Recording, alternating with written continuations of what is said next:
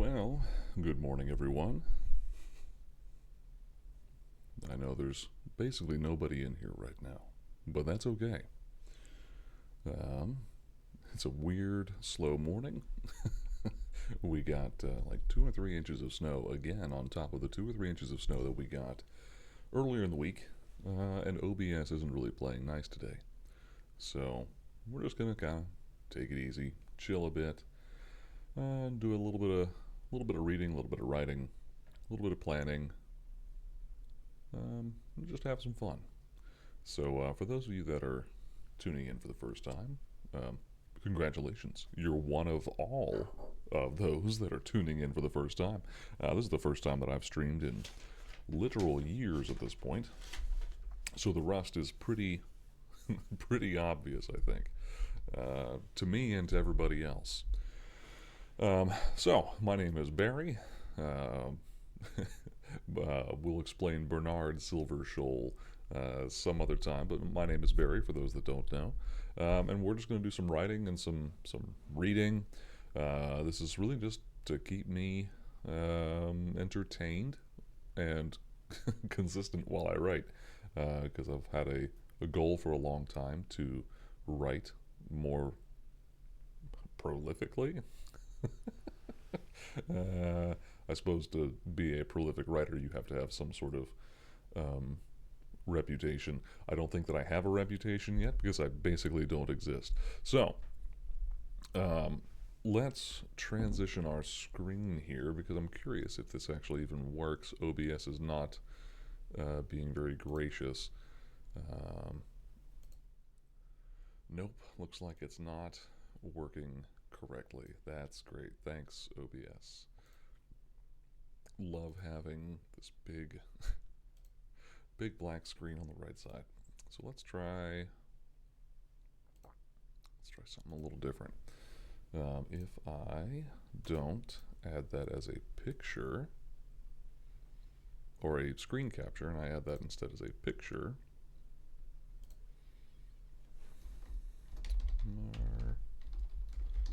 map. Oh, and now I have to scroll through a million files. Oh boy. Well, for those of you that have your own server that you work off of, take better care of your server so you don't have as much of a struggle as I am having just to find everything. Um, where were you? There you were. Okay. Okay, that's making some progress. Now we just have to shrink this obscenely large picture.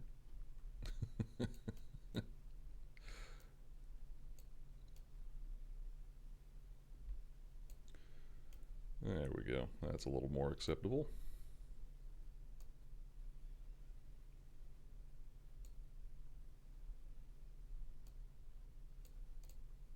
Okay. That was way too hard to actually get to work. For 7:20 in the morning. Um, Also, yeah, good morning for those of you that are on the East Coast of the U.S., which is where I'm at. It is 7:20 a.m., hence why it is very dark outside. So what you see on the right there, that is the map of the known world, at least as far as I have envisioned it in my head. This is the place that we're going to be writing today. I named it Almar a long time ago. Um, don't really know why. It's the continent name on the planet of Norn. Um, Kind of a placeholder name, although I've become attached to the placeholder name for many years. So I've used this. I've used this map. I've used this world for a number of Pathfinder and D&D games at various stages of its development. Um, and over the last few years, I have been trying to write a story um, based in this world. So that's where this story here is coming in. It's actually a couple different stories, and apparently Google Chrome is crashing. Hello? Hello? Okay, it doesn't want to scroll unless I use the scroll wheel, so sorry for the jerkiness. Again, a tentative title here. Kind of has to do with actually the name of the story, or the plight of the story. So I think a good spot to start here is just to kind of read you, I don't know, some of where I've gone, and maybe explain some stuff, so that I can kind of just vomit ideas out into the ether. And sorry that you may question why this seems so unplanned. That's because this wasn't exactly planned. This was just kind of how the morning started.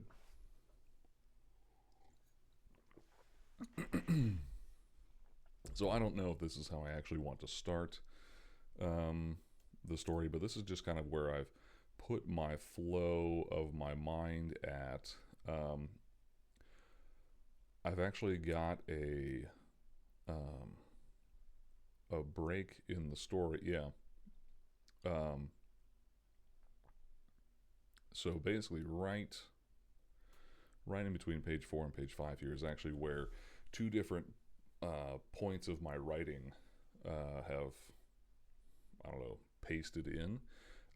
I only recently started writing this whole piece, these, I don't know, 2-3 pages, whatever they are. Whereas I started writing this piece, oh gosh, several years ago. And like I've got comments and things we'll dip into.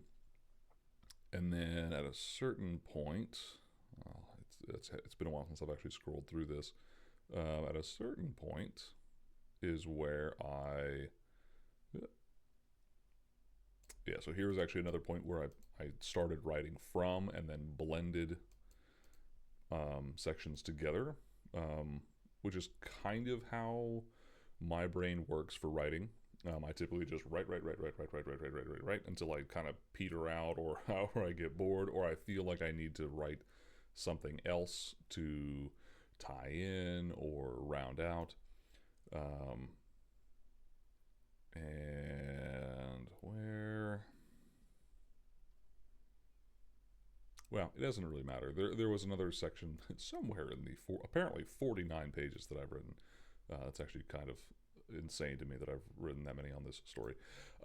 Then I also have another story that is in the same. Please disregard all of what you're seeing here. This is very messy file organization. So it's still in like the Tales of Norn, I don't know, compilation chronicles. It still doesn't want me to scroll that way. That's annoying. There we go. This is probably going to be a cross-cut story where in that Last Coals and then Last Descendants, I'm imagining that actually these two stories are just going to cross over each other in one novella novel. But they take place, at least a generation or two away from each other. And while there is a couple characters that do cross over, the intent is that one is used as a foil for the other, kind of thing. So in this story here, The Last Descendants, we are following the story of a man named Yorn. Wow, that guy. And Yorn is at this point, he's only, roughly middle-aged. He is a smith. He is a traveler, and he is doggedly determined to see through this quest that he's on, which doesn't matter for descriptive purposes at this point. But his quest, he changes towards the end of his quest, which takes him over much of the world, again on that map that you're seeing. And then in the last coals, the main character. Can we get back up to? There we go. The main character. I don't even remember where I first. There we go. Jeremy or Jerome. I haven't decided on how he should be pronounced. I kind of like Jerome, but there's a part of me that worries about like the cultural implications of that, and how to write that appropriately. Anyways, so J-Man, Mr. Corman, this young boy from up in the Bear Maw Peninsula, which you may see. I need to figure out actually how to point things out in the program on OBS. But basically, up in that top right of the map, where you might see the Whitecap Mountains heading up to the northeast, the peninsula up there, there is a whole territory of free states, and our young lad is from one of those free state territories, little part of a city-state conglomerate basically, and he's kind of your average young protagonist boy. He's kind of wily in his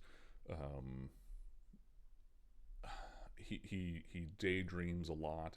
He doesn't have a lot of friends. Like there's a lot of kids in the town, but they think he's a little weird because he just likes to daydream and play pretend. And maybe that's a bit of a stretch that a lot of these kids in this town don't like to play pretend. I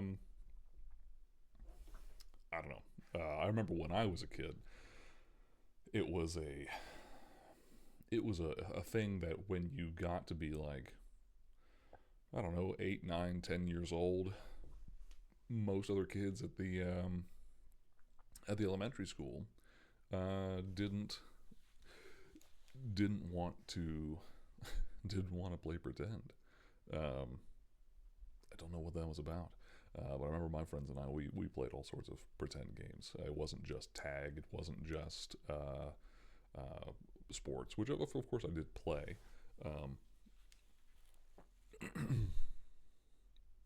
Like I remember I had a couple friends when I was probably about the same age as Jeremy, as Mr. Corman, that we played it was kind of like tag, but it was still also a role play game where we were reenacting scenes that I had never seen and characters I had never known. At the time, this was way back in the early aughts, we were portraying the characters from the movie The Mummy, which of course I'm going to blank on all of the names of these characters, but yeah, the three of us were portraying the lead villain and the two the hero and the heroine, and it was very strange because of course I didn't know any of these characters. I was just along for the ride. So this is some of the inspiration that I wanted to bring in for Mr. Corman here, is the I guess it would be the ostracization, being ostracized from his group of children that he could befriend, because he likes to live in the world of fantasy. Even though it is a fantasy world, he likes to just imagine and storytell and play these elaborate role play games. And while some of the other kids, especially the younger kids, might enjoy some amount of role play, Jeremy is just a little bit too imaginative for them. He has this wonderful mind's eye that sort of, at least when he's alone or with other very impressionable young kids, he's able to conjure a truly impressive and wonderful cast of characters to interact with, um, immense and at times dangerous scenery, um, just a really intense imagination. So that's kind of a little bit of Jeremy. He's not an only child or anything like that. He has a loving mother, a loving sister, much older sister, nearly an adult. His father is no longer in the picture. Father passed away a long time ago. He has memories of him, and that is a little bit formative. Mr. Corman is our main character for The Last Coals, and he knows the character of Yorn from The Last Descendants. Yorn in Last Coals with Mr. Corman. Yorn is an old man. By all record, Yorn is the oldest man that anyone has ever known, possibly the oldest human that has ever existed. By his own meter, he's several hundred years old. By the meter of the town that he's in, he's at least 100 years old, and he looks it. To describe Yorn, which is actually something I don't think that I've done terribly well in The Last Coals so far as I've written it. Yorn is meant to be this cracked and destroyed coal of an old man. He's meant to kind of look like an anthropomorphized ashen coal. I mean, he is a smith, and he basically lives in the dirtiest smithy you have ever seen. It's almost not a smithy, and maybe we'll get to that point. It was one of the more fun things that I got to describe in this story. But so these two characters cross over between the stories, and even before the stories truly cross over. Yorn is an imaginative inspiration for Jeremy. And that's kind of where we begin. But I want to kind of keep in mind, especially as we get to actually writing some of this stuff, I really want to showcase that more than I have. It's been the thing that I've actually been considering and jumping into a little bit more. So let's just read a little bit of what we have until we'll get through this intro piece, and then pardon me, and then we will reconvene briefly. And maybe talk about some of what we want to do next. So, where do we start here? Gotta get into voice actor mode. Give me just a moment here.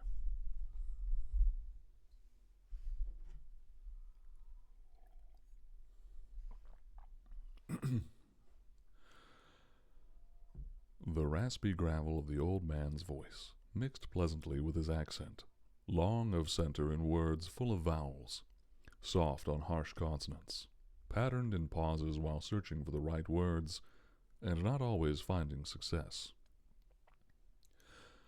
It was a sound the boy found hard to remember, even a short while after he had left its presence, but so unique a noise that he was sure from a crowd it would shine like a beacon. You know, when I was younger, I also yearned for the world. And, in many ways, I think I found it. I think that I found it, he said, breath sighing from his lungs like a great bellows. That beacon was shining now as the only light in his home, drawing him as nothing else could.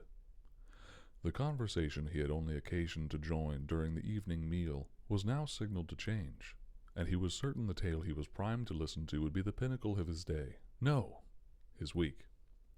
As with every story he had received over his short years knowing the old man, the journey was a promise so sweet, so pungent, that he salivated and gripped the seat of his chair with his knees and his hands. He looked forward to these woven tangents with every meeting he had, and at the end of each, it would become his fantasy thesis for weeks, driving his daydreams, informing his playtime, and manifesting more deeply the soul of his consciousness. So I hope in this, I hope this kind of gives a little bit of a prequel of who Jeremy is. This is very much me. I remember so many times as a kid being told a story, and even if I didn't immediately as I was receiving the story have it spark the creativity in my brain, I remember almost immediately, like as soon as I went to play, some amount of that story wove its way into my brain, into my consciousness. So it's a little bit of me in this young boy, and I hope that makes sense. You'll have to tell me. Previous tales had covered the old man's intrepid nature, journeys through vast foreign lands, visits with famous and infamous characters, challenges against fate, and a few romances that appealed even to the dare-to-do mind of a young boy. He was dimly aware that his mother and sister were less drawn into the depths of the story, but he cared not to avert his attention to gauge how thoroughly. The old man took a breath.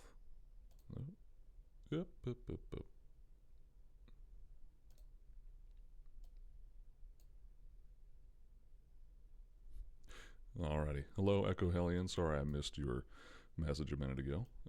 My chat disappeared for a moment. That's why I was stopping for a moment. He was dimly aware that his mother and sister were less drawn into the depths of the story, but he cared not to avert his attention to gauge how thoroughly. The old man took a breath and sat more upright, bones creaking in concert with the stool he sat upon. Breathing in through both mouth and nose, his face whistled and sucked with a cavernous sound as his ancient lungs filled to capacity. As his chest expanded, stomach bulging outward and down like a bellows, a thick, phlegmy rattle churned somewhere deep in his throat, and he was forced to clear his throat before he spoke again. In all my years, ever since I was young, I never knew what I would find, only what I wanted to. And what was it you wanted to find, Yorn? His mother interrupted the old man as he paused, rending the young boy from the moment. The old man, Yorn, replied with a gleaming smile. Oh, well, I was always wanting to find the treasure of a bright woman, because a man wants for nothing when he has such a prize. He cackled as the boy's mother playfully swatted at his shoulder, and his sister smiled. Oh, I'm sure you've treasured many women you've called bright, you old strop. His mother gave a beaming retort, and with only a hint of acid, and stood up from the stool she had been sitting upon, gesturing amply to her figure. His sister giggled madly at the bawdiness of the interaction, and the old man sputtered out a stumbling reply about how precious the women in his life currently were. The trio were all giggles and laughter, ribald for several minutes, relishing in the back and forth of the conversation after the space had been occupied by monologue for so long. But to the young boy, this was all a distraction, and well enough over his head to be uninteresting. He loudly voiced his displeasure, very nearly a whine. But what of the treasure? What did you find? His sister had begun to stand from her stool as well, apparently satisfied with the end of the old-timer's reminiscence and conversation. Sensing the end of the night was nigh, the young boy leant forward and back in frustration, wobbling his bottom on the stained wooden floorboards. So, and here's where I may waffle a bit. I'm not sure still if I want Jerome or Jeremy. I'm not sure how it sounds either way. Jeremy Corman, I've told you before not to whine, his mother gently reprimanded, understanding her younger son's favor for the old man's stories. Jerome ceased his wobbling, and bowed his head sheepishly in his mother's direction. So you see what I'm saying there? Like, I don't know. Jerome, I don't know. I don't know. But mother, I have to know how it ends, he pleaded carefully, looking both to her and to the old man, Yorn.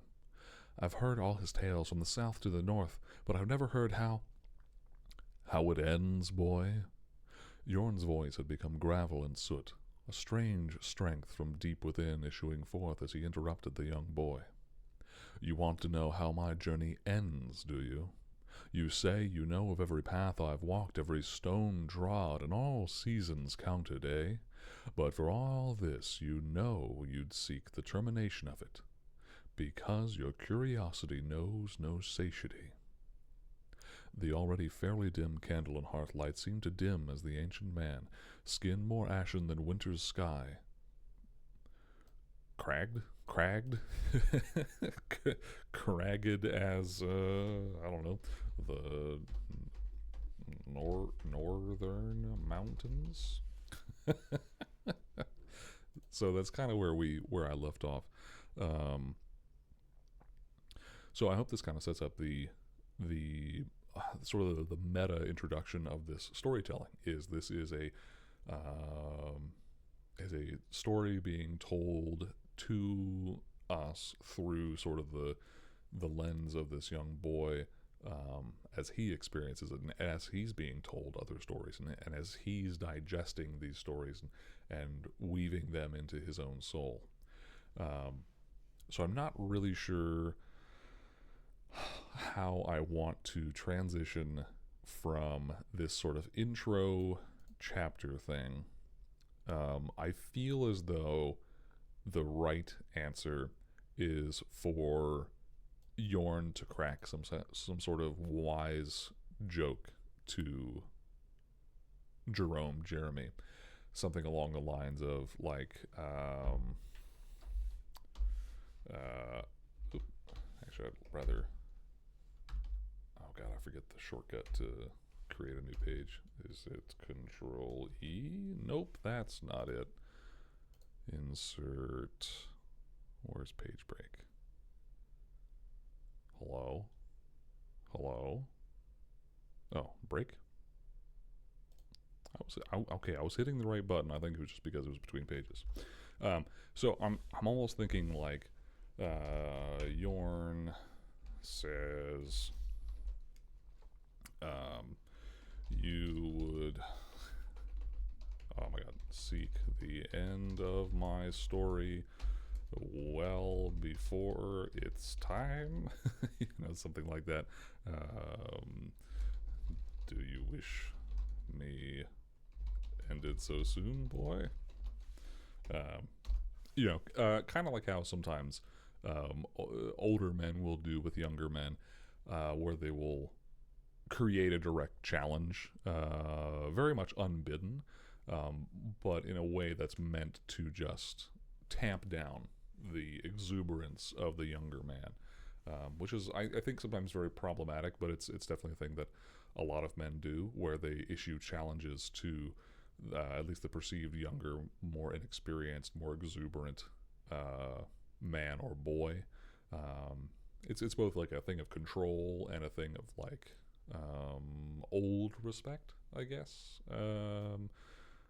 It's like a teaching moment. I remember my grandparents, on both sides of my family, which were very different sides of my family, doing this in a variety of ways, and even my dad doing this quite a bit. I mean, not directly saying like, "Oh, you want me dead," but creating similar conflicts in a conversation to kind of drive a point about like, you need to not overstep where you are. Maybe I'll leave myself a little note about that. Don't overstep. You're too excited. Yada ha. Something along that line is kind of where where I'm feeling a bit. I could also see Yorn just wrapping up the story as well. Um, and maybe he does so very unsatisfactorily.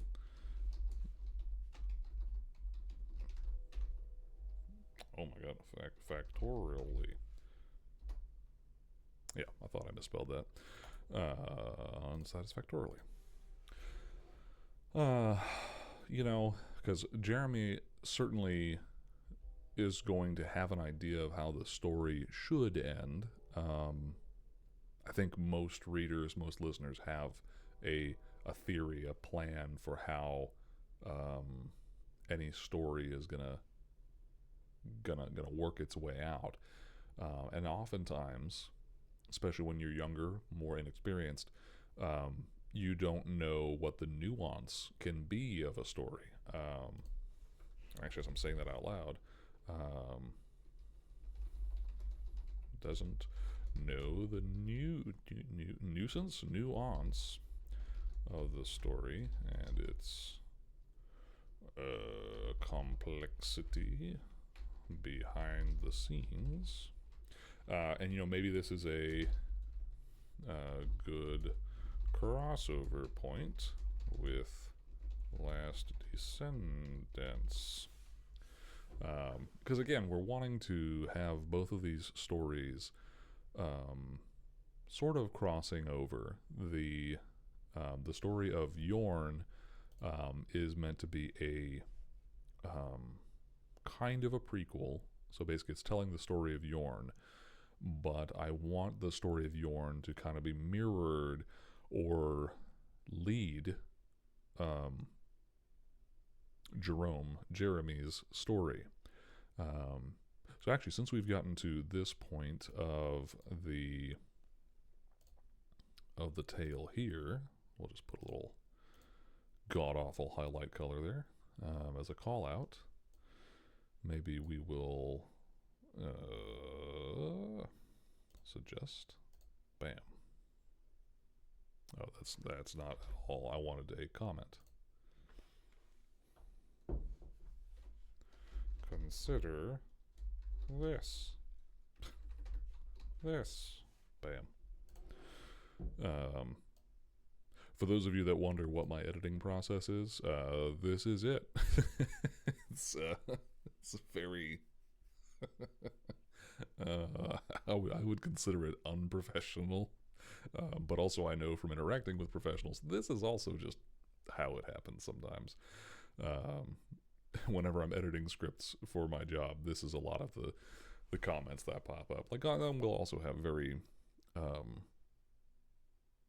very helpful and brief suggestions that are actually just in the comments added to things, but also sometimes you'll just have a little vomit of blah, yada, yada, yada, with a comment as a call out of like, oh, what about this?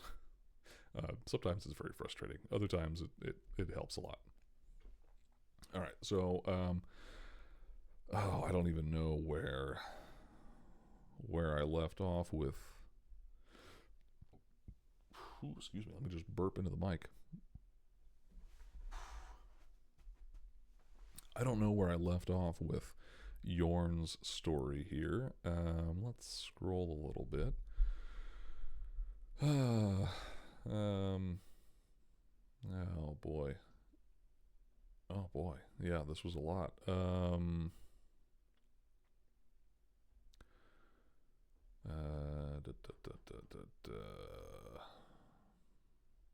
And I remember, so I've rewritten this intro piece, I think 3 or 4 times now, trying to figure out some of how I want Yorn to begin his characterization, because I want him to end when he is, ancient and just a lump of anthropomorphized coal.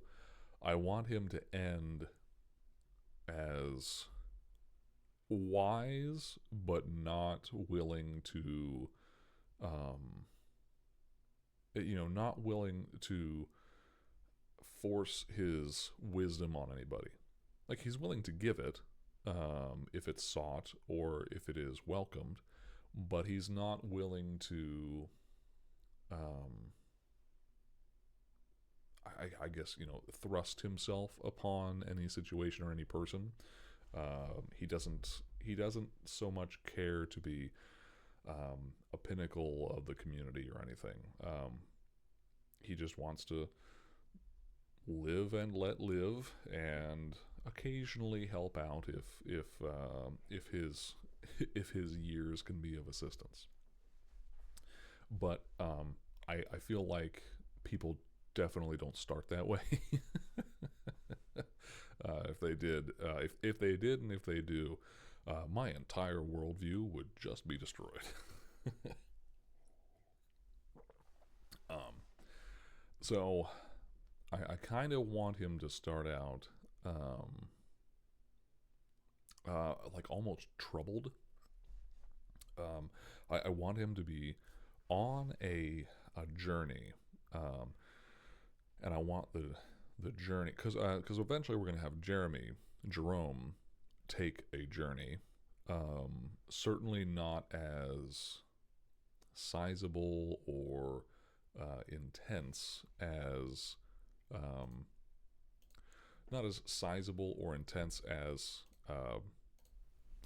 Yorn's journey, but the scale for him is going to feel similar because he's very imaginative and he doesn't have a lot of actual worldly experience. So I want the mirror, the foil, to be similar. And I want to show a lot of the world. I want to show Yorn struggling and experiencing and developing a lot of his future persona. I don't think I necessarily want his part of the story, to bring him to his ancient form. I think I only want to showcase maybe even just a couple years, if that, of his life where one of the most formative pieces of his life happened. His big quest is what I want to showcase. What spoilers? What made him so long-lived? Was it just chance? Was it magic? Was it a curse or whatever? That's what I want to showcase because that is also going to factor into Jerome's story. So, I guess we'll just read a bit of Yorn's story from the intro, and just know that a lot of this will probably change. I really like how I've written a good bit of this, albeit I haven't read this in a month or so. So who knows? My tastes may have changed. But I'm not sure if this is what I want to what I want to do with the character.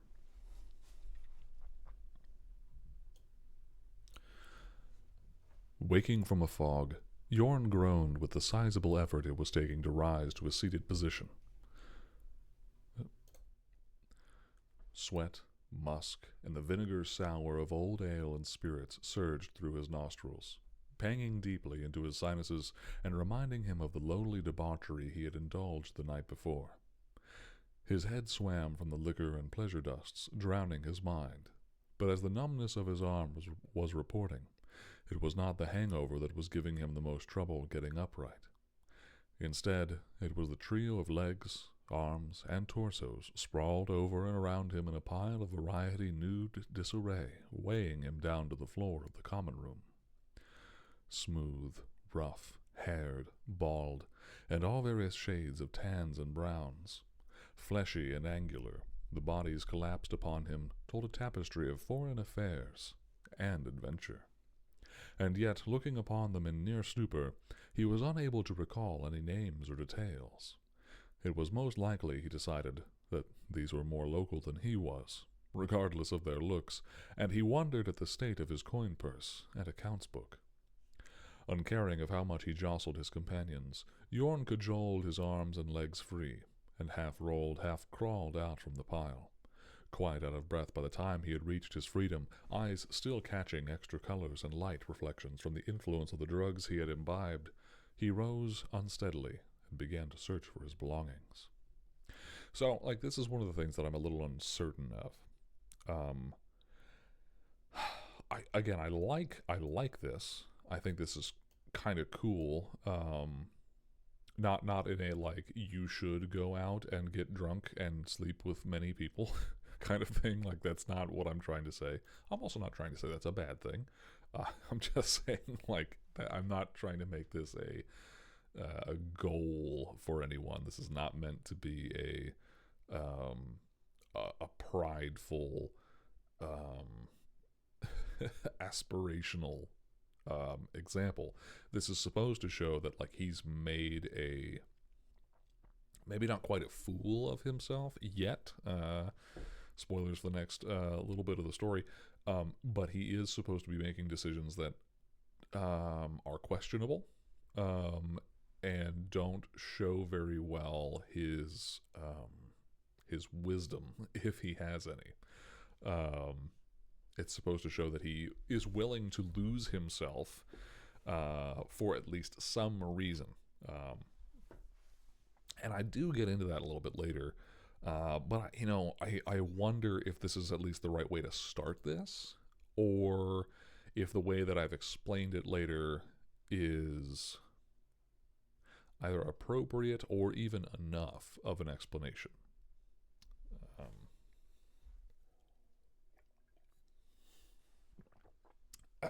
Lovely cold coffee.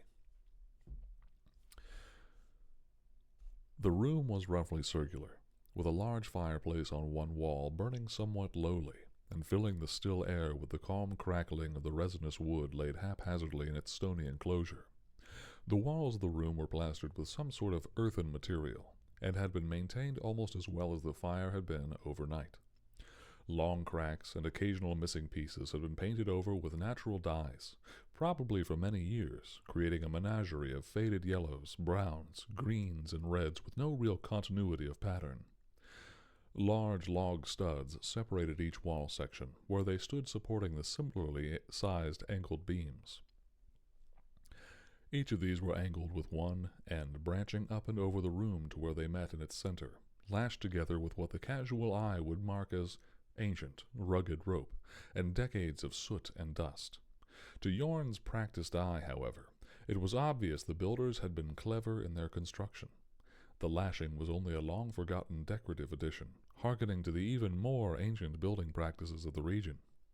Instead, the beams, meeting as they did, almost certainly had been mortised with a keen tenon and some sort of key inserted from above. An idea that a more sober Yorn would have liked to explore or ponder even longer. So, this is one of the things that I'm constantly wanting to remind myself as I write Yorn in his younger years. And it's something that I'm not really certain of later on when we describe the beginnings of his questing, the beginning of his life. Excuse me. Yorn is supposed to be at this point he's in his what we would consider his middle years. Spoilers to the story, he's going to live hundreds of years.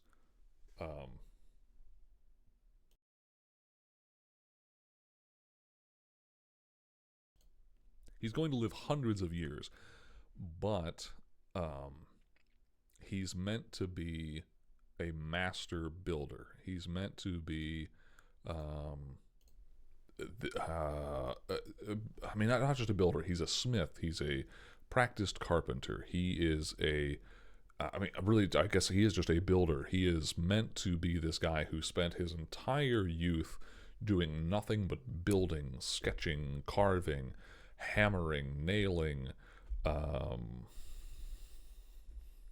anything you can imagine that you might consider as building, because it came naturally to him. He had this sort of preternatural bent towards creation of buildings and structures, and not even just buildings and structures, but tools and armors and things like that.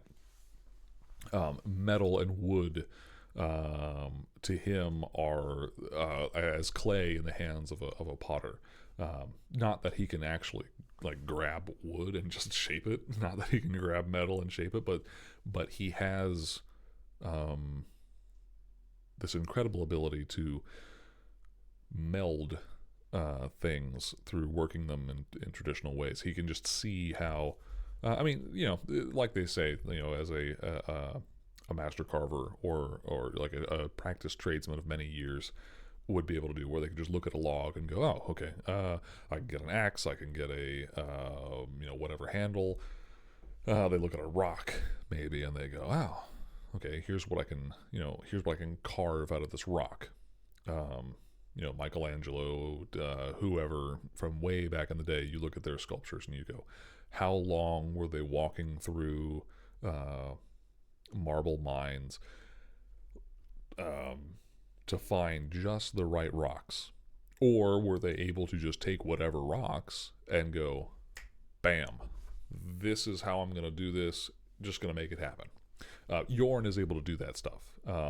And when he goes about his quest, I want the reader to kind of start to understand, like what we did here, that he has this incredible talent that he could have used and did use for a while to make his life comfortable, to make his life easy, but he sort of threw it all away to embark upon this mission that he has. So I guess I'll sort of describe the mission that he is undertaking. And I got to the point where I sort of sketched it out in the narrative here. I'll see if I can scroll down to where I had that in there.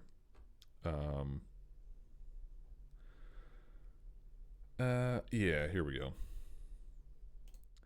So a little later on, let's see. Yeah, here we go. So a little bit of preamble, and then we'll get into the actual describing of his the start of his quest. He had come a long way to stop at this little village.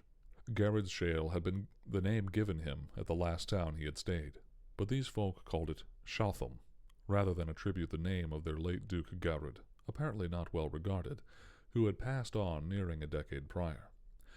No new ruler had been sent, and the old magistrate had assumed a large municipal duty instead. Peaceful for the most part, the place was home to only a few hundred people, mostly herdsmen and miners. He had come here only as a small stop before his final push onward to reach the northward cleft and the stronghold kingdom of the mountain dwellers, Gurodal.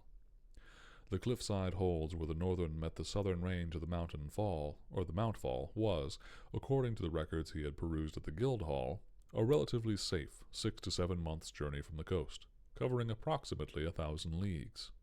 He had planned to arrive just before winter hit the mountains, and to stay in the halls working his craft and planning the next stage of his journey. It would be a unique challenge, he had presumed, to learn from the hardy and reclusive peoples of Gurodal.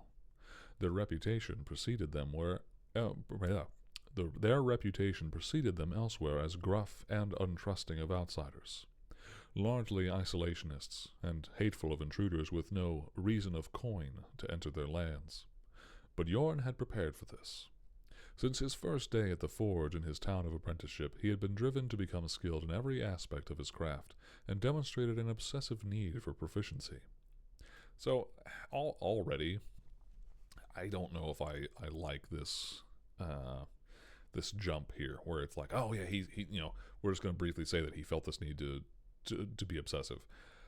I feel like I need to take more time to describe him or show him.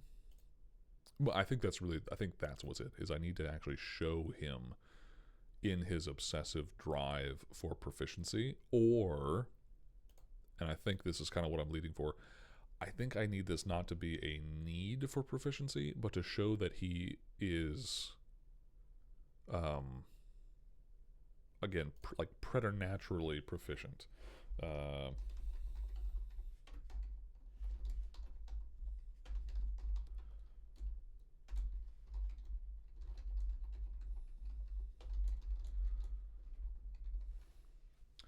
um, and instead show that he is obsessed with his quest. Um, yeah. What was more, he had been marked by each master he studied and worked under as a frugal miser. Each skill was derived for as few coins and materials as he could manage, and each spare that remained was recycled into another advancement. Again, I think this is something that, while I have said it, I think I kind of want to show it more. Because I also don't think that this makes any sense. I think this is like, like if I read this in a literary class, I would be like, "What the hell, man? What the hell does that even mean?" Really, what I'm trying to show is that, like, for many years he didn't build up any wealth. He was just recycling whatever wealth he got, whatever payment he got, into just learning and developing. And but I'm not even sure if that's what I want to emphasize about his early character. I almost feel like I just want to go hard on the, like, he had this incredible talent to pick up new skill, and that drove him to amassing some amount of wealth. Yeah. Some of his masters had tried to caution him of the dangers of being unfocused in his study, and that there would be time enough in his years to learn all that he could learn. He should instead, they insisted time and again in those early years, spend his efforts mastering what he had already demonstrated a basic proficiency in. Once a master, his reputation and success would blossom, they reasoned. But Yorn never listened. He made strides above most of his peers in study and practice, but chose to march on from master to master, learning new skills of various complexities to further his progress towards being indispensable. So this is kind of what I'm talking about. Like, I kind of want him to have almost a master's skill in a lot of this stuff, but I don't know. I think this is kind of where I'm like wavering of what I want him to be, what he is. That reputation would draw to him more work and more coin than any level of mastery in a single skill. It was a plan he had devised alone one evening, just after discovering what he would later call his beggar's destiny. And here's where the quest sort of begins. He could remember with a crisp clarity, no matter his state, exactly the moment he had discovered his quest. He had been but a boy, only a few months past his search for apprenticeship in the larger town up the road from the village he had been born. He had been given a room to stay at the tavern just on the edge of town. The owner was a good friend of his father's while he still lived, and had offered Yorn to stay there for a few days while he searched. And on the second night of his stay, mind and body beleaguered from a dawn to dusk, door-to-door asking of every craftsman and workmaster in town, he had sat at a table with a few boys his age. With beer and bread in hand, they had been talking of what they had experienced, comparing notes and making light of their shared struggles. It was then that an old man, drunk and seemingly... I'm actually going to pause there and leave myself a little note. This was meant to be a larger expansion on his search for an apprenticeship, and what really started his quest. Like, even before we learn of his proficiency, I wanted to showcase some of the culture of where he was from. Showcase culture. Oh my gosh. Of apprenticeship in homeland before showing desire for proficiency.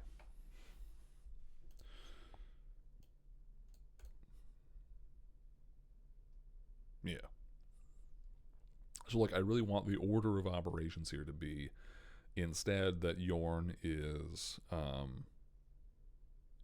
destined for this quest before he encounters any other potential. He could remember with we already read that. With beer and bread in hand, they had been talking of what they had experienced, comparing notes and making light of their shared struggles. It was then that an old man, drunk and seemingly on the edge of madness, had entered the inn and stumbled over to their table. Yorn would later guess the old man was only in his 50th year or so, but had lived such a harsh life that it gave him an ancient look. Like an itinerant monk whose beliefs were more sun-ravings than leather-bound and rote, the man had asked the boys for a share of their bread and ale as payment for a secret to immeasurable power and wealth. "You'll give unto me a sup and a sip, won't you, young fellows?" the old man had proffered.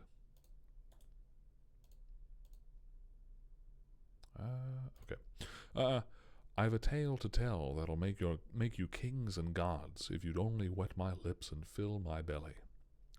At this, Yorn remembered several of his friends had scoffed or curled their lips at the presence of the cur who had beset them, and several men at surrounding tables offered chuckles and derision in agreement. But Yorn had felt his eyes drawn to the old man's. He had seen nothing there. Madness, surely, but something else as well. An intensity of will that drew Yorn's gaze, and when their eyes met, they were locked for a moment that Yorn would never forget. In that moment, the old man's eyes told him of more than madness, and mentioned something of dire certainty. Whatever the man would tell them was the truth, whether believable or not. It was this locking of eyes that had caused Yorn to slide his cup of beer and half-soaked bread across the table to the old man with a nod. The old man had fallen to the cup like a desperate man, slurping the liquid greedily and pushed the bread into his mouth. I think I'll actually take a pause and change that. I don't want to say desperate man, like a desperate animal. Slurping the liquid greedily and pushed the bread into his mouth with dirty fingers, making hungry and pleased grunts as he consumed the meager meal. In pity, and perhaps a lack of appetite from the display, one of Yorn's young companions had offered their cup as well, and soon the old man had made that empty as well. Let's get rid of this second as well. Had made that empty, too, with a similar voraciousness. The old man had then let loose a satisfied belch, and settled his elbows forward against the table, holding himself upright as though he planned to rest his head down to its surface at any moment. Not wanting to give the old man the chance without divulging his secret, Yorn spoke up. "Well, old-timer, you spoke of a mighty treasure and a mighty story. You've had your sip and sup, so what of it?" Yorn's gaze never left the eyes of the old man, even as they began to flicker with sleep, his head slowly starting to bob up and down. He could still see there was some promise in those eyes, and he wanted to have whatever lay behind them. Sleepily, the old man had replied, "Yes, thanks to you, youngster. I did that, yes." His eyes had seemed to struggle against their malaise that beset him and threatened to take him under, blinking in harsh spurts. "I was to tell you of the Mount's Heart, where I found it, and—" At this, one of the men sat nearby, obviously having been listening in on the conversation, had interrupted with a powerful laugh. "Ha!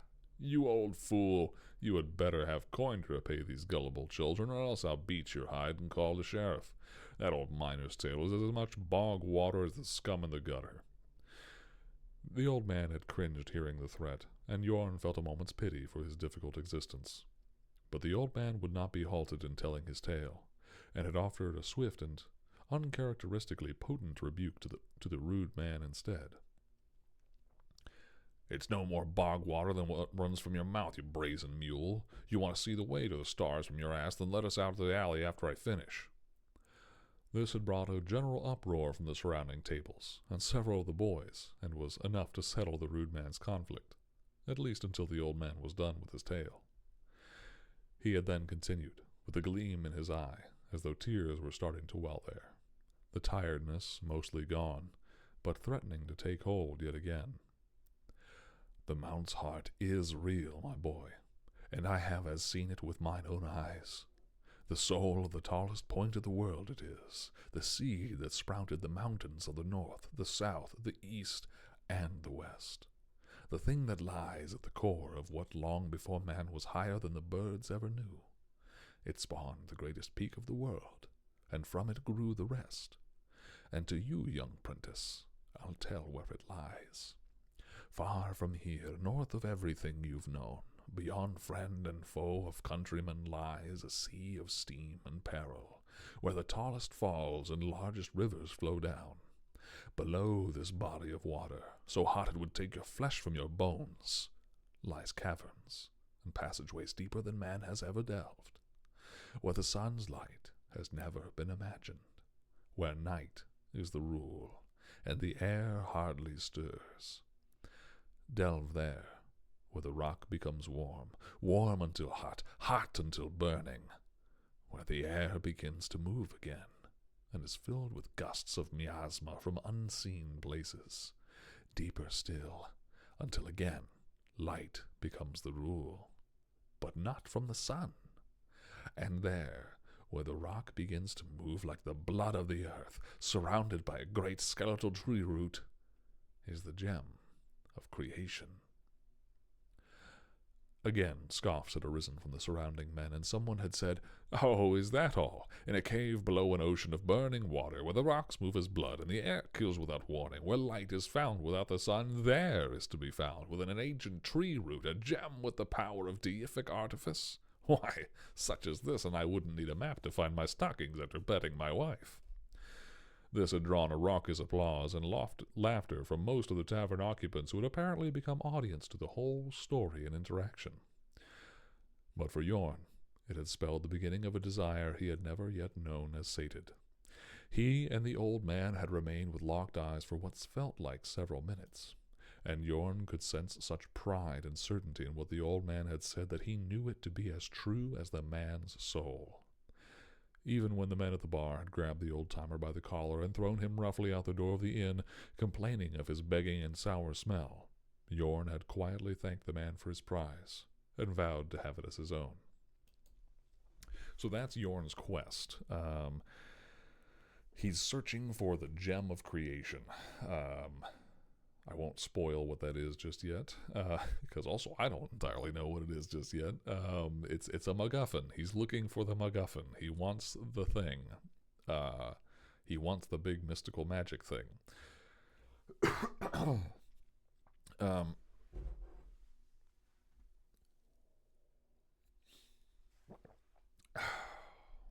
need to get one of those coffee warmer pads that keeps your beverage warm. Because this is as depressing as that beleaguered old man.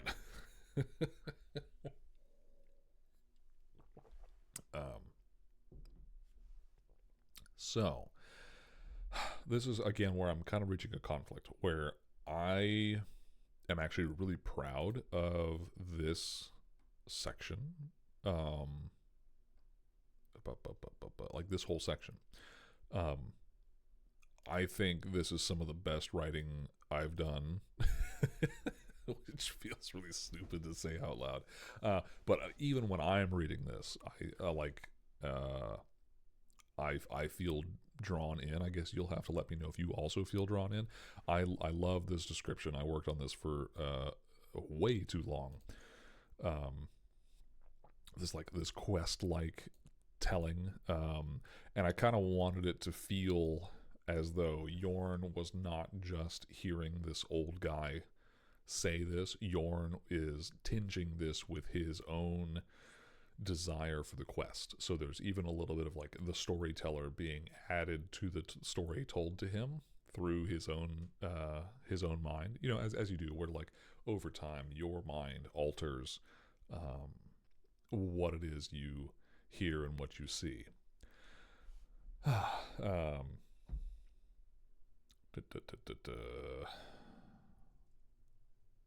So, and I guess this is kind of where it gets to be back to that same problem of before, where I'm uncertain of his characterization of like is he just this um, willing to debauch person, or is he this heavily driven person? I don't know. I'm a little uncertain of that. And I think actually we need to take a little break. So we're going to take a quick pause. I'm going to put you guys back onto the stream intro, the title, and all that. And we'll take a little pause. Be back in about 10 minutes. So stay tuned.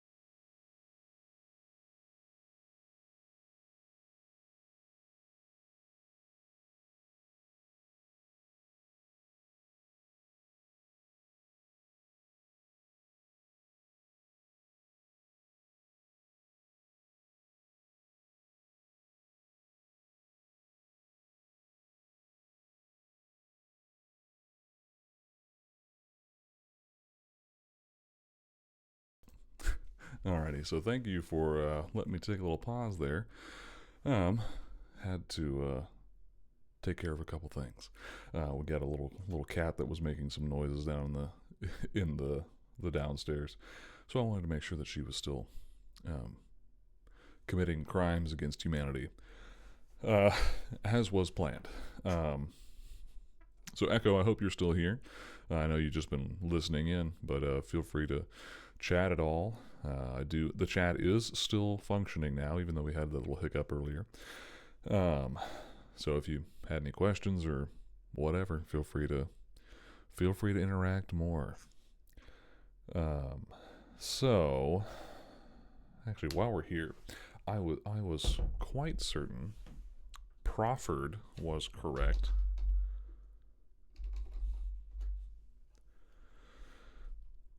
Okay, so I guess I just misspelled it. It's 2 F's. Now do you like it? Thank you. Thank you, Google Docs. Now you like it. All right.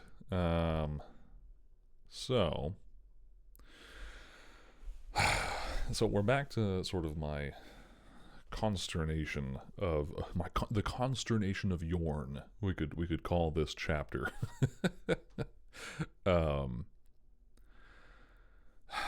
So like Yorn sees that this old man has some madness in him, but the story that he tells Yorn identifies as very much truth, at least as far as truth could be from this guy.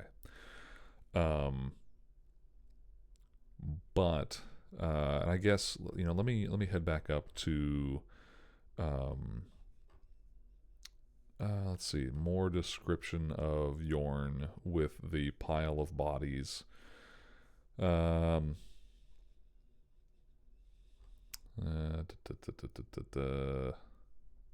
were we at? There we go. Okay, so we had already read, some of the description of the place where Yorn had woken up. This is, towards the present of the Last Descendants, where Yorn has awakened, not entirely remembering where he is, why he's here, and more specifically, not remembering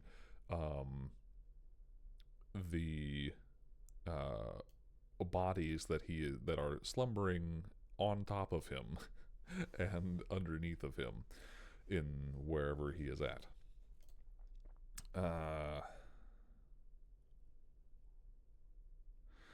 And he had marveled a little bit at the structure that he was in, but he's not entirely sober yet. So, no doubt the original builders were skilled, and the long life of the building he now wobbled drunkenly within was testament to that idea.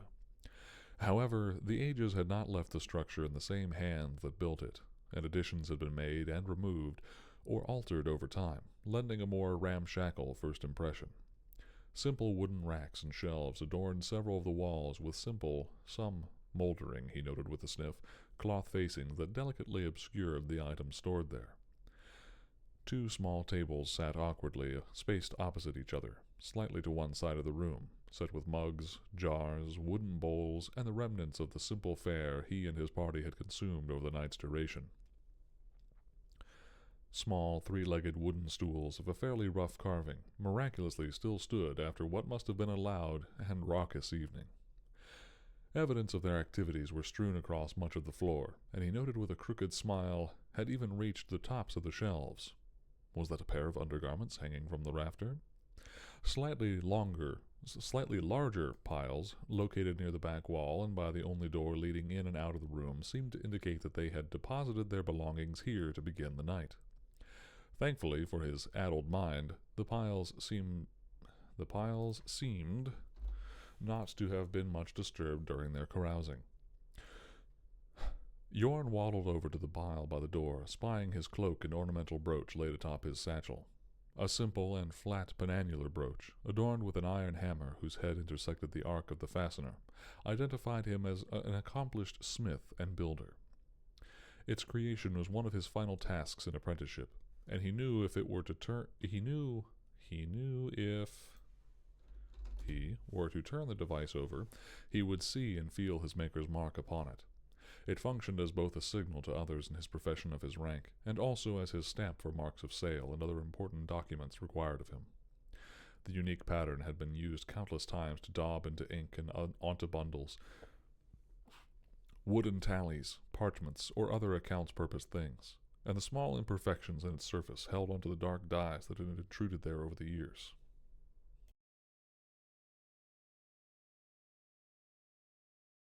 Goodness gracious.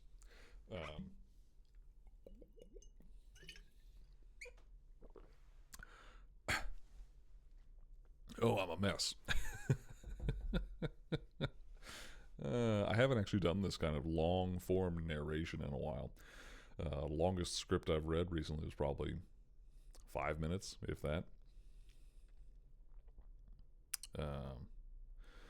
That had intruded there over the years. The rest of his belongings could wait, as he was suddenly very aware of how full his bladder was. Rifling through his belongings in the pile to find his clothes, he struggled mightily to do more than shove and flip articles to find what he needed. His extremities, though he could move them well enough, were still numbed by the drugs, and he struggled to do more than slide his legs into his linen pants and wrap his cloak over his shoulders. He made a mental note to his future self to be more mindful when choosing what substances to experiment with when there was not a chamber pot handy. Having decided it would be too much trouble to try and tie his leggings closed when he would have to undo them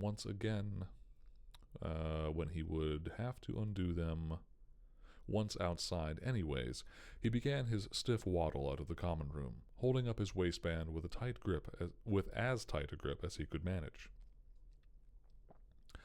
Ducking his tall head under the cloth-covered doorway, he was greeted by the stillness of an untended inn's front room. Glancing to the innkeeper's bar across the entry room some dozen paces or more, he was surprised to find it empty. The light coming through the small, wood-battened windows seemed to say it was nearing midday, so we would have expected there to be someone at the bar anticipating newcomers or the rousing of the previous night's tenants. A stray, cool breeze found its way from the window or the entry door, and brushed against his exposed flesh. Nearly losing his fluids there on the floor, he hurried his beleaguered steps, deciding nothing else mattered until he was no longer at risk of spouting a leak. His feet were beginning to tell him more of what he traversed as they slowly gained feeling, and he could tell the day would be granting him a more cold embrace than he would have desired. Once outside, the sun's cloud-distracted rays dazzling him, he marked a small bush a few dozen paces past the entryway, and sighed a shuddering exultation of relief as he emptied his bladder onto the ground just under its evergreen boughs. The cold air and rapid release were clearing his mind, and he judged with a few mouthfuls of food and water he would be righted. Moments of uninterrupted stream later, Yorn felt a yawn take over, and while stretching began to take in more of his surroundings. So here's just some, illustration of where he's at. Not so much about him or his journey at all.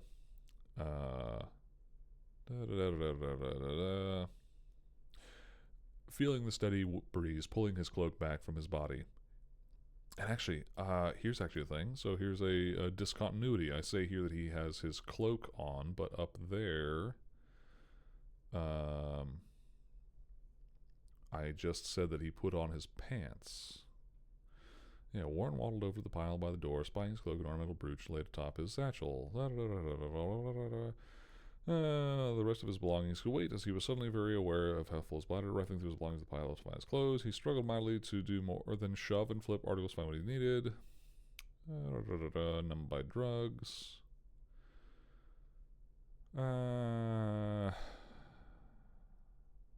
Yeah, I don't actually say that he grabbed his cloak. Having decided it would be too much trouble to try and tie his leggings closed when he would have to undo them once outside anyways, he began his stiff waddle out of the common room, holding up his waistband with as tight a grip as he could manage, clutching his cloak about him with his other. There we go. That's a little bit of A little bit of continuity saved. Doop, doop, doop, doop, doop, doop, doop. Yeah, feeling the steady breeze pulling his cloak back from his body, he knew the kids would only be a few minutes in trailing their flying toys, and though the flying toys were diverting to watch on most any other day, it would not be now. Better anyways, he thought to himself, again tucking himself into his pants and gathering his cloak about him. I was starting to get cold anyways. The chill of the air was more than just altitude. The seasons had made noticeable change since he left his home many months ago. His home near the southern coast would still be quite warm in the middle of the day, but the evenings, he knew, would be getting cool enough to cause worry of frost. He had set off just as spring was begun, having finished his last preseason repairs with the local farmers and foresters. But by his rough count of days, he had been on the road for nearing 6 months, and had only another few weeks to make his destination. Better time than what he had been told to expect of his journey, but slower than he had hoped he would make. He had come a long way to stop at this little village. Garrod Shale had been the name given him at the last town he had stayed, but these folks called it Shaltham, rather than attribute the name. Oh, actually, apparently I have a copy and paste here. Oh boy. Oh, we're making some edits. We're making some edits today. Let's see. Oh, unless I'm just crazy and we just skipped that part and read that part.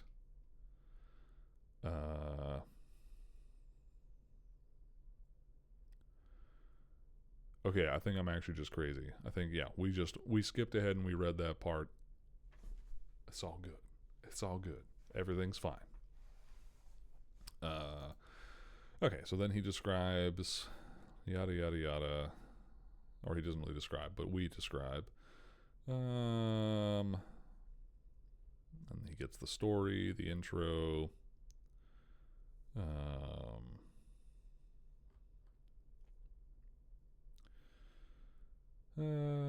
Even the man at the bar grabbed the old timer, laughed at his fool's folly. Yeah. So as I was saying before, I think some of my consternation of Yorn is actually a little bit later on, and I think that's really what I want to try and tackle a little bit now. Okay, here we yeah.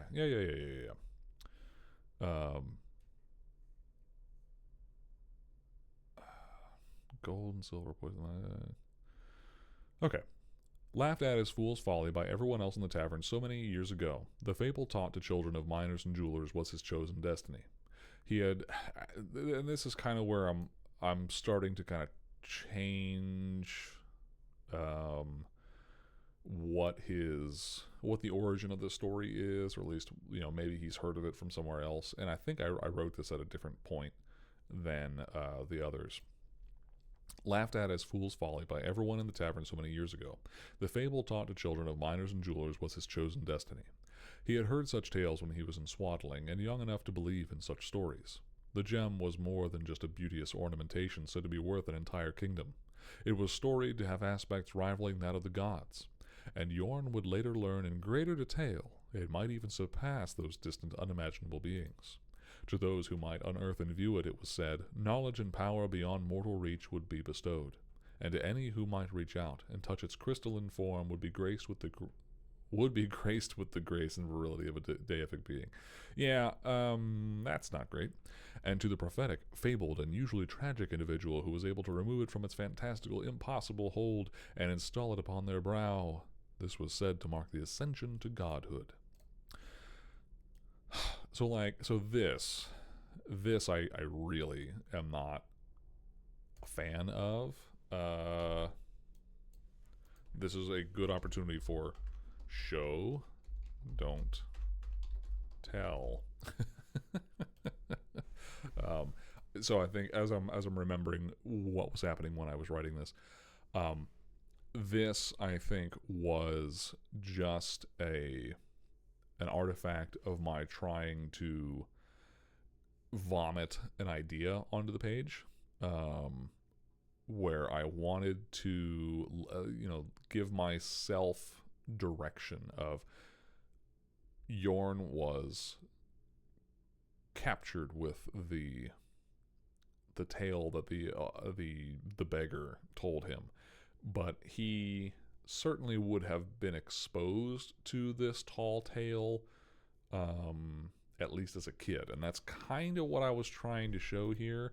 But I really don't like how I've done this, where I've just in a paragraph vomited this kind of exposition. I would much rather, I think, take a little more time to show an interaction where Yorn, or even other characters, maybe Yorn is like walking down a path somewhere. Show Yorn. Oh my god. Overhearing a local storyteller retelling the tale of the MacGuffin to local children, and remarks to one of the kids, "It's real."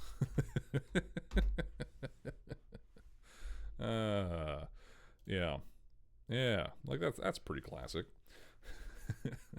"No, you stupid child, it's real. I've seen it. I know of it. This old drunk man told me about it when I was but your age."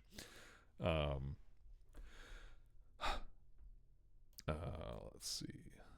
Let's highlight that just so I don't lose it. Orange. As the taste of gold and silver poisoned the minds of many men, the divine aspects of the gem of creation had tainted Yorn's soul. The passion and distinction of the old beggar's story had imprinted a certainty to his younger self, and he had ever since abandoned any other goal. He would one day reach the diadem of the Creator. Beyond this, Yorn never had any other thoughts. It was always merely a quest for the heart. Whatever might happen after he found it was not in his plan. How could it? He often argued with himself. The thing would raise me beyond what I am. So how could I devise any inference of what should be, or could be, when I cannot even comprehend its higher core? Though I quest for the means to become a god, I had no right to assume the thoughts of a god now. I have no thoughts, no right. And I think this is something that I want to revisit a little bit. I want him to, again, a little more show, more of Yorn's internal dialogue, struggle, maybe even a conversation with a long ago friend? Friend? Sure. Friend. Because I want him to not necessarily have doubts, but like maybe the beginning of doubts, where and really it's this last sentence. Though I quest for the means to become a god, I have no right to assume the thoughts of a god now. Where he fully acknowledges, like, I'm not a god, I'm just a guy, but I'm gonna become a god, or at least I'm going to become as to a god. And I think, and actually maybe this is where I want another little comment. Development throughout. Yorn considers his talents and how they might meld with his eventual ascension. So like he's a builder.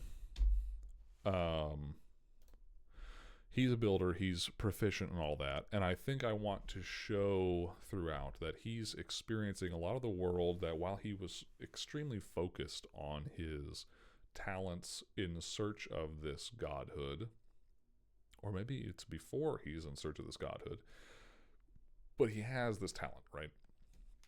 He has this ability to to build and to work with stuff. He's competent in a bunch of ways. Maybe as he experiences the world, he starts to see all the problems that are there within. And he starts to think, well, hey, when I get this power, when I become as a god, I can utilize my skills as a god to fix things. Maybe he starts to see, how many people live in poverty and don't have good structures, or they've forgotten how to build in the ways of their forefathers, etc. And he occasionally remarks to himself of, "Oh, I could fix this given, weeks, months, years, and competent apprentices, but I just don't have those years. I just don't have that time. I can't devote that time. So once I become powerful, I can do it. I can raise other people to their station.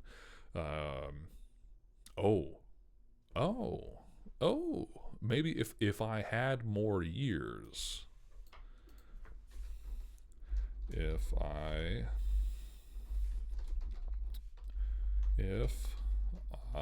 had the years,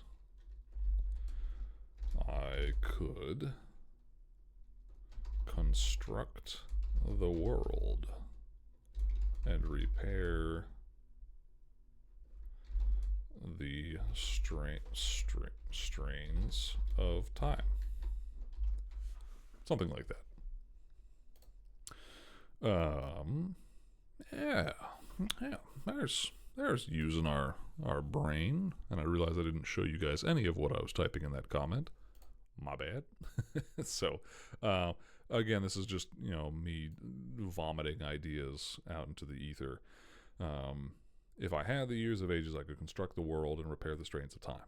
Something like that. Maybe that's something he says in the conversation with whoever he's talking to about the world and his quest. So instead, he had spent all of his youth toiling to make the journey northward, just as the old man's fable had directed. Every moment not hard at work in his trade, he spent with scholars and their craft, trying to better understand the intricacies of his quest, and uncover details from what the beggar had told him. His skills expanded from simple smithery. So this is where I met another kind of problem in my plan, and I think I've kind of found the solution here. I wanted him to have spent a long part of his early years just toiling, not seeing much of the world. But that doesn't really work if he spends all his time also reading and working with scholars. That would broaden his horizon a little bit more. So I think we're actually going to change this appreciably. He did not work as a scholar. Instead, he befriended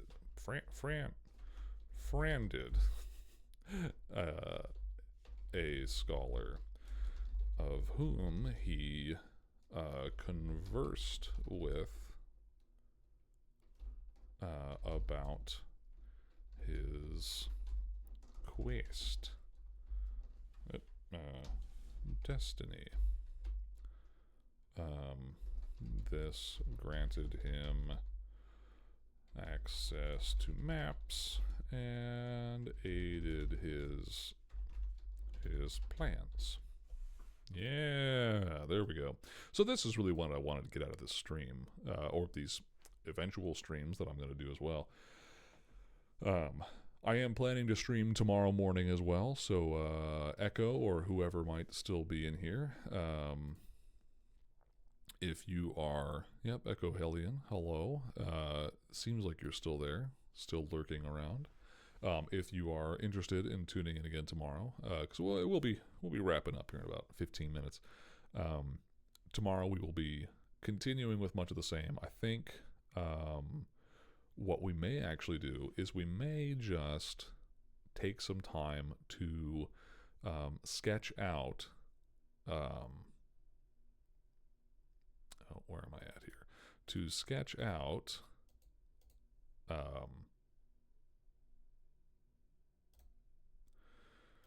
We're doing this edit somewhat live, y'all. Sorry about that. Here we go. I think what we may do is we may sketch out some of Yorn's journey, his travel. So down in the bottom, I guess you guys can't actually see my cursor when I'm doing this, but down in the bottom, no, wait, this way, down in the bottom south of the map. I think you guys can see that, right? Great Plains? No, maybe not. Can I pull it up just a little bit? Bam, there we go. Down in the very bottom of the map. I had envisioned that Yorn was going to be from north of the South Mounts Fall, either in Arbia or Jula. I haven't really fleshed out either of those territories. It's just where I had this vision of like, oh yeah, that's where he's from. And then he works his way northward through maybe part of the Negrigan Desert, up the minor Mount C, through Rassig. I'm uncertain if I want him to go toward Lycia. I don't think he would. And this is kind of part of where like some of my timeline timey-wimey BS of my note-taking and whatnot from years of D&D and planning here kind of don't help themselves. So like in the map here, this is supposed to be during Jeremy Jerome's time, but during Yorn's childhood, Lycia would not be what it is. It would still be a town, or at least a city, but it wouldn't be the seat of an empire.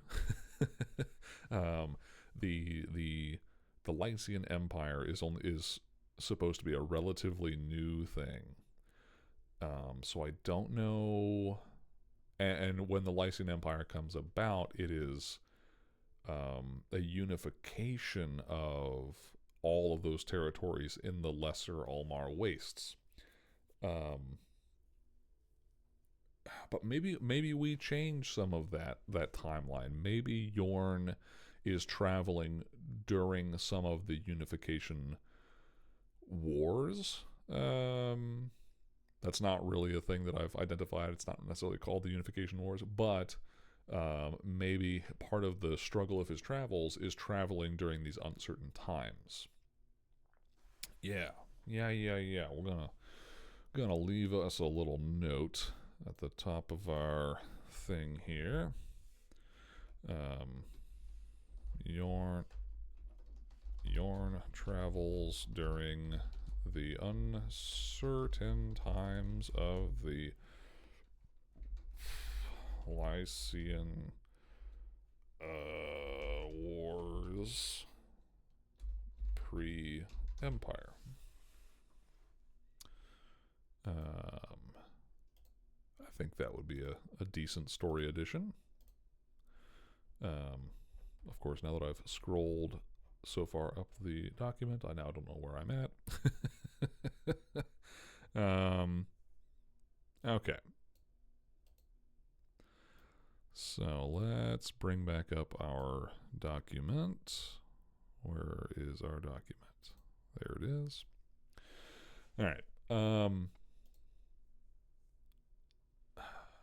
Yeah, I think I like that much better, because I say here it was just after his 45th year, having had ample opportunity to settle into several successful businesses and tutor numerous successful apprentices, that he had begun his journey. He had never married, though he had been bedded and threatened by many eager and devious women with proud fathers.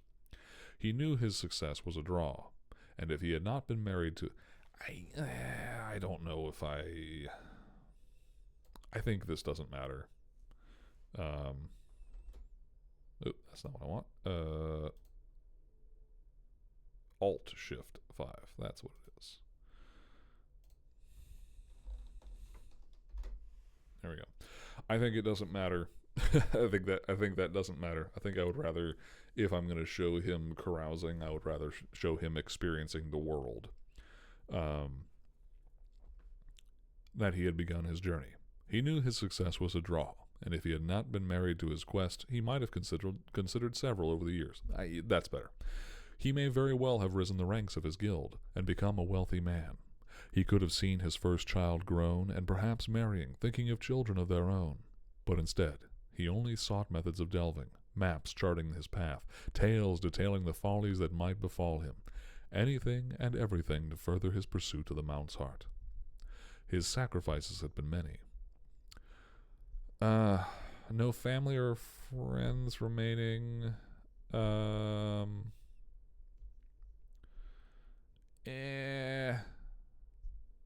think this is also going to be a nah from me, dog. I think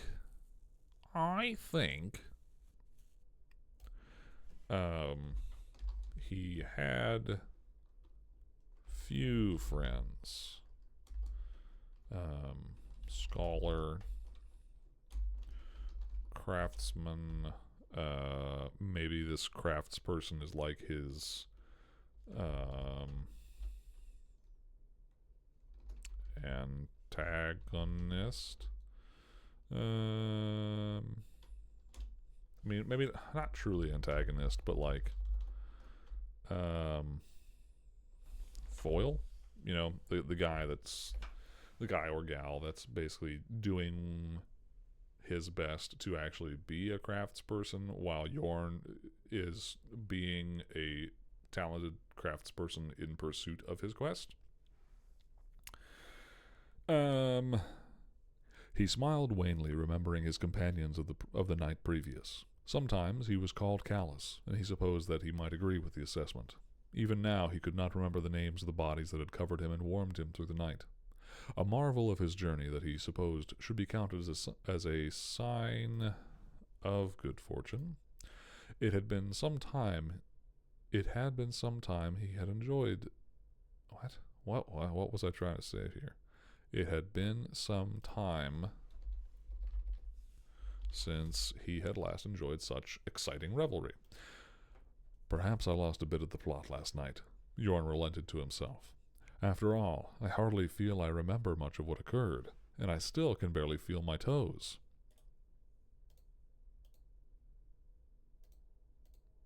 What? Occurred? Oh, okay, 2 R's. As he considered his progress, including the faint glow of memory of the night before, he turned about from the scrubby bush to return to the inn.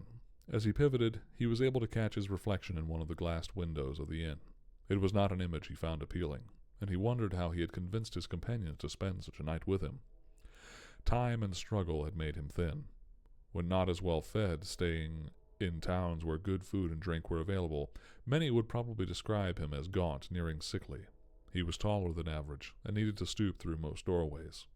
Although he was finding this to be less of an issue the last several months, and he thought it probable he was beginning to shrink like has happened with the elderly. And this is another thing I was kind of uncertain with the characterization of Yorn, is eventually he becomes this, what did I say earlier? Anthropomorphized piece of coal. But I don't know... Like, this was supposed to be an explanation somewhat of why he was imbibing so heavily in drugs and booze. I'm uncertain here. I'm uncertain. I don't know. We'll leave a little highlight. His skin was not the color he remembered from his youth. What had once been an earthen, bronzed complexion, weathered from his years raised in the coastal sun and heat, had deteriorated over the decades. Spending his days within the smithy for most hours, neglecting to visit the world beyond its walls for days at a time, had dulled his skin to a dreary, sallow mire. pitted and creased from many hot metal splashes and the burns from a hot forge. His face was far from youthful. He was thankful his facial hair was providing a cover for much of the unattractive damage he had sustained before it grew thick enough to protect him. So I want him to be a builder also. So I don't know if I want him to be so sallow. Because also, like, you get tan being in front of a forge. Like, you literally cook your flesh.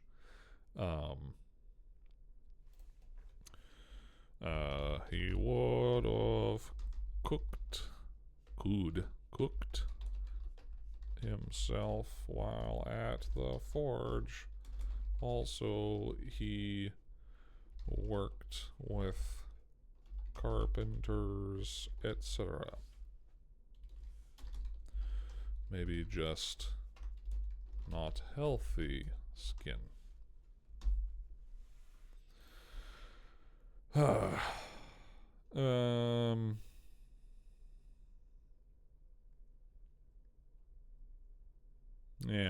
Yeah. So I think one of the things that we will work on maybe tomorrow is we will work a little bit. Like I said, we'll work on like the root of his plan, and maybe we'll make a little flow chart of what struggles and events we want him to experience, and maybe a lot of this we won't even include in the story as a whole, but it will help us to kind of determine how damaged is he, how long did he spend doing X and Y, did he travel with anybody of any importance, and all that jazz. So I think that's where we'll leave off for today. We've read a little bit. I've kind of explained some of the story and a couple of the main characters, Yorn and Jeremy Jerome, and revisited the consternation between both of these characters. I really want to kind of force myself to do more writing. This has actually been really enjoyable. I've really enjoyed this. Just kind of talking openly about what my plans are, what my thoughts are, even though there's not many of you in the chat. Echo Hellion, I hope you have enjoyed just being here. And I'm sorry that I have largely ignored you. I know you said you'd just be listening in. But I hope you at least enjoyed just listening, because this has been cathartic for me to just be able to espouse to no retorting ears. And I'm planning that we're going to do this every Saturday and Sunday, barring conflicts. And then throughout the week, I'm going to try and push myself to write at least every other day, so that we have more content to delve into on the weekends. But this is kind of like the revisiting and the planning stage, Saturdays and Sundays. So if you want to tune in for more planning stage and revisiting of what has happened during the week, feel free to tune in. My name has been Barry, and you are welcome to join me anytime for a little more world building, a little more writing, and definitely a lot more reading, which I will definitely have to get a beverage warmer, because I don't really want to drink cold coffee when there's like 5 inches of snow on the ground. So enjoy your weekend, for any of you that have yet to experience it, or who are just waking up to it, or for those that are already well into it. Until next time.